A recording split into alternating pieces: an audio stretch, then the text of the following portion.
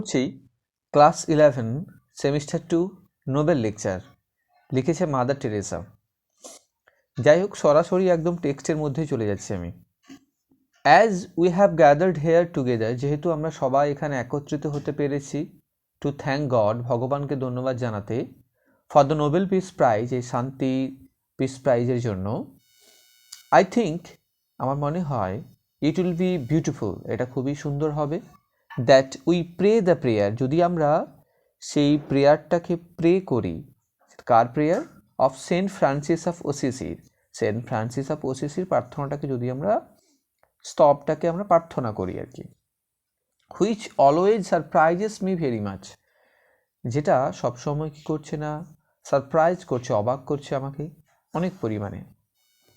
We pray this prayer everyday, আমরা এই প্রার্থনাটাকে pray করছি প্রত্যেক দিন, আফটার হোলি কমিউনিয়ন, মানে সেই সান্ধ্য ভোজের পরে। বিকজ, কারণ it is very fitting for each one of us, এটা আমাদের প্রত্যেকের কাছে খুবই মানানসই। And I always wonder that 400 to 500 years ago, আমি প্রায় এটা ভেবে অবাক হয়ে যাই যে 400 থেকে 500 বছর আগে Saint Francis of Assisi compose this prayer, এই প্রার্থনাটাকে রচনা করেছিলেন। That they had the same difficulty, যে তাদের একই প্রতিকূলতা ছিল, দ্যাট উই হ্যাভ টুডে, যেমনভাবে আজকে আমাদের রয়েছে। As we compose this prayer, যেহেতু আমরা এই প্রার্থনাটাকে রচনা করেছি, দ্যাট ফিটস ভেরি নাইসলি, যেটা খুব সুন্দরভাবে মানানসই বা উপযুক্ত, ফর আস, আমাদের ক্ষেত্রে অলসো, মানে ও। আই থিঙ্ক, আমার মনে হয়, some of you already have got it, তোমরা ইতিমধ্যে এটা কেউ পেয়ে গেছো। So we will pray together, তাই আমরা সবাই একত্রে প্রার্থনা করব। লেট আস থ্যাংক গড, চলো আমরা ভগবানকে ধন্যবাদ জানাই, ফর দ্য অপরচুনিটি, এই সুযোগের জন্য, that we all have together today, আমরা সবাই আজকে এখানে একত্রিত হতে পেরেছি, for this gift of piece, এই শান্তির উপহারের জন্য। দ্যাট রিমাইন্ডস আস, যেটা আমাদেরকে মনে করাচ্ছে, that we have been created, আমাদেরকে সৃষ্টি করা হয়েছে, টু লিভ, বসবাস করতে, দ্যাট পিস, ওই শান্তির মধ্যে।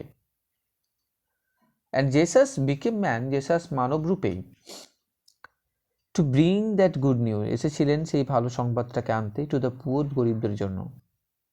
হি বিং গড, তিনি ভগবান হওয়ায়, বিকেম ম্যান, মানব রূপে, ইন অল থিং, সমস্ত জিনিসের মধ্যে, লাইক আস, আমাদের মতো, এক্সেপ্ট সিন, পাপ ছাড়া। And he proclaimed very clearly, সে খুব স্পষ্টভাবে ঘোষণা করেছিল, that he had come to give the good news, সে এসেছে সেই ভালো সংবাদটাকে দিতে।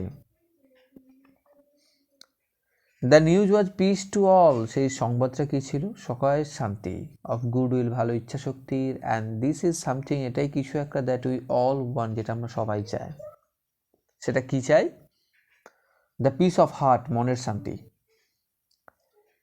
And god love the world so much, ভগবান তার বিশ্বটাকে এতটা পরিমাণে ভালোবাসেন, that he gave his son, সেই জন্য সে তার পুত্রকে পাঠিয়েছেন। ইট ওয়াজ গিভিং, এটা একটা উপহার।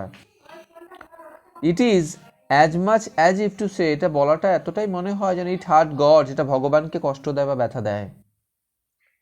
টু গিভ, দিতে, বিকজ, কারণ, he love the world so much, তিনি এই বিশ্বটাকে এতটা পরিমাণে ভালোবাসেন, that he gave his son, সেই জন্য সে তার পুত্রকে পৃথিবীতে পাঠিয়েছেন।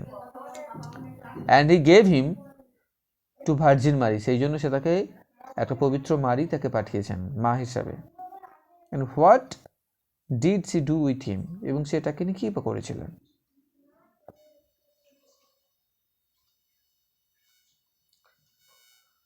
As soon as he came in her life, যে মুহূর্তে সে তার জীবনে এসেছিলেন, ইমিডিয়েটলি, তৎক্ষণাৎ বা সঙ্গে সঙ্গে, সি ওয়েন্ট ইন হেস্ট, সে দ্রুত চলে গেছিলেন, to give that good news, ওই ভালো সংবাদটা দিতে। অ্যান্ড, এবং, as she came in to the house, যখন সে ওই বাড়িতে মধ্যে এসেছিলেন, অফ আর কাজিন, তার খুড়তুতো বা কাকার বাড়িতে, the unborn child in the Om of Elizabeth, সেই অজাত শিশুটা যে এলিজাবেথের গর্ভাশয়ে লিপ্ট উইথ জয়, আনন্দে লাফ দিয়ে উঠেছিলেন। দ্যাট লিটিল আনবর্ন চাইল্ড, সেই ছোট্ট অজাত শিশুটা, was the first messenger of peace, সে ছিল প্রথম শান্তির বার্তাবাহক। He recognize the prince of peace, সে শান্তির যুবরাজকে চিনতে পেরেছিল। He recognize that Christ has come to bring, সে চিনতে পেরেছিল বা জানতে পেরেছিল দ্যাট যীশু খ্রিস্ট হ্যাজ কাম, এসেছে টু ব্রিং, আনতে, দ্য গুড নিউজ, এই ভালো সংবাদটা, for you and for me, আমাদের সবাইয়ের জন্য। আশা করছি পরের পার্টে ভিডিওর জন্য, নেক্সট 2 পার্টে ভিডিওর জন্য অপেক্ষায় থাকবে।